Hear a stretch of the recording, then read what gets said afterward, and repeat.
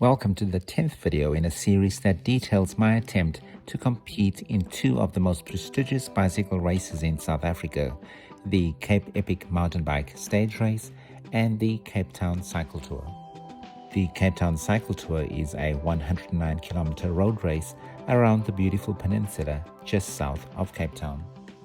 I realized during my participation in the Cape Town Cycle Tour that there are so many great aspects of the race that I would like to share that I would not be able to include everything in one short little video.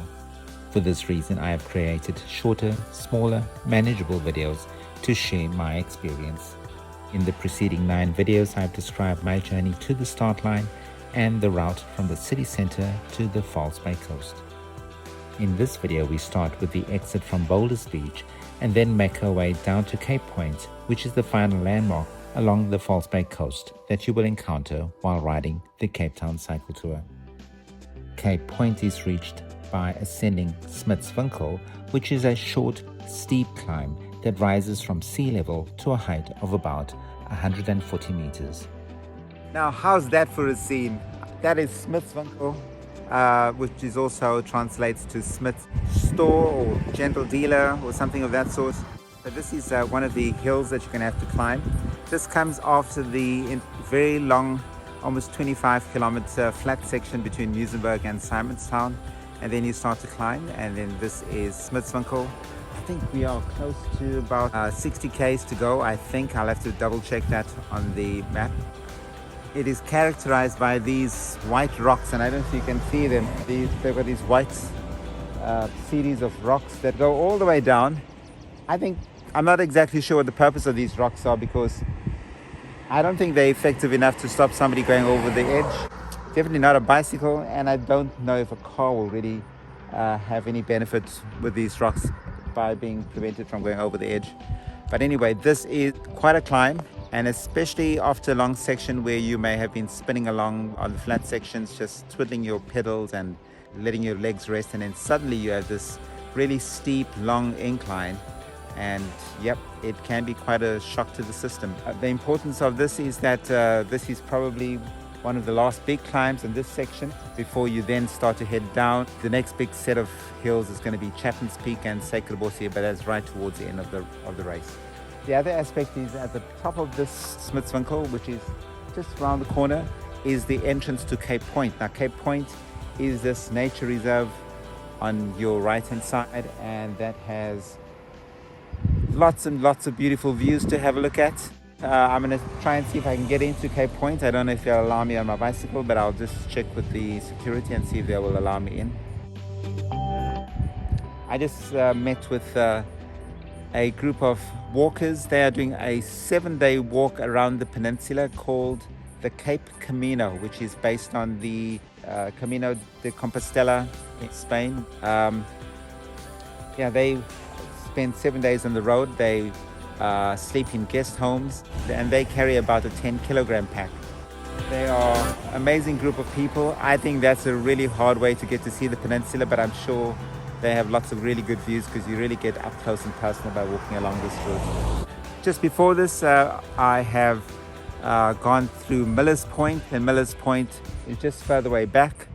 Miller's Point, it looks as though it's a place where most of the fishermen launch their boats to go fishing. There seems to be a bit of red tide on the water, so I don't know what the implications are in terms of being able to fish in those conditions.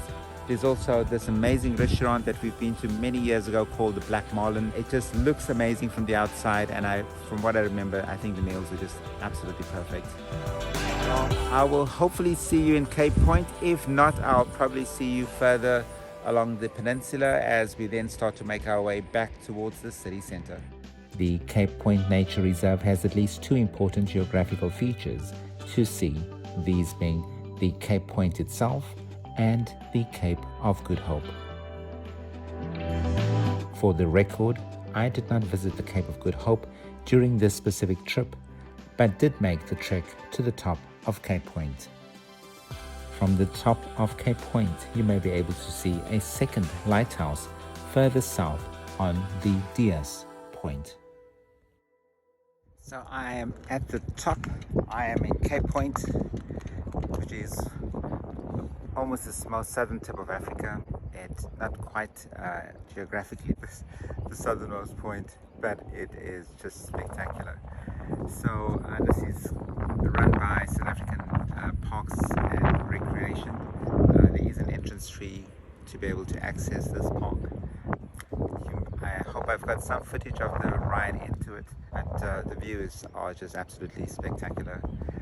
There is a funicular that can take you up if you are a bit tired from the race and you just don't want to put in all that effort. You can take a funicular from the station down at the bottom, which is right about there, and it'll take you all the way to that funicular there. I don't know if you can see it on top of that side there. You can just see it disappearing behind the forested area there. It's called the Flying Dutchman. The important part about the Cape Point is that it's just at the top of Smithswinkel. You know, unfortunately it will be closed on the day of the race, but after the race, please make a trip into Cape Point. There's tons to see. It's really beautiful and well worth the time and effort to get you. Well, I am going to try to head back to Cape Town now. Join us in the 11th video as we proceed to the Cape Point Ostrich Farm, which is the next landmark along the coast that you will encounter while riding the Cape Town Cycle Tour. If you enjoyed this video, please press the like button. If you would like to see future videos of the Cape Town Cycle Tour and related cycling activities, please subscribe to the channel. Until the next time, cheers.